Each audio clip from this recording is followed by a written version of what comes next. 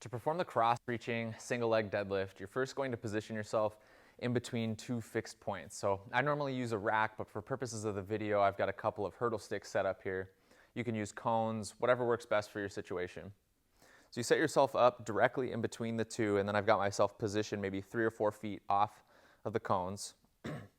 I have my working leg, my foot is going to be positioned directly in between and then facing straight forward. From there, I'm going to slightly bend my knee, brace my core, chin down, head back. I want a nice straight line. And then I'm going to hinge at the working hip and then reach with my opposite hand to the opposite side. So in this case, my left leg is working, my right hand, I'm going to reach to the left side.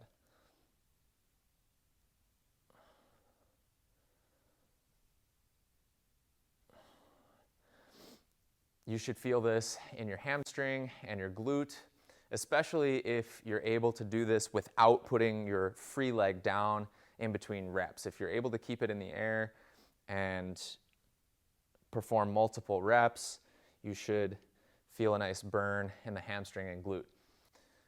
A couple things to keep in mind here. Number one, we want to make sure that our working leg or our foot doesn't twist out to the side as we reach. Number two, the knee stays slightly bent. I don't want to bend a ton. Every time I go down, oftentimes people might bend a little too much here. Okay, keep the knee slightly bent, and then we're hinging from the hip, and our upper body and our free leg are traveling at the same time, at the same rate. So another common mistake I see is people will go down from the upper body, and then the lower leg or the free leg kind of shoots up afterwards, and those are supposed to move simultaneously.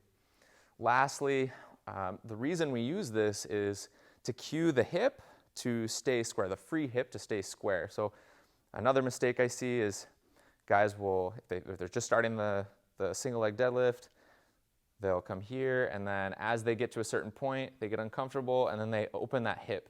So when I use the cross-reaching single leg deadlift, I'm using that to cue the hip to stay square to the ground, which is what we're looking for here.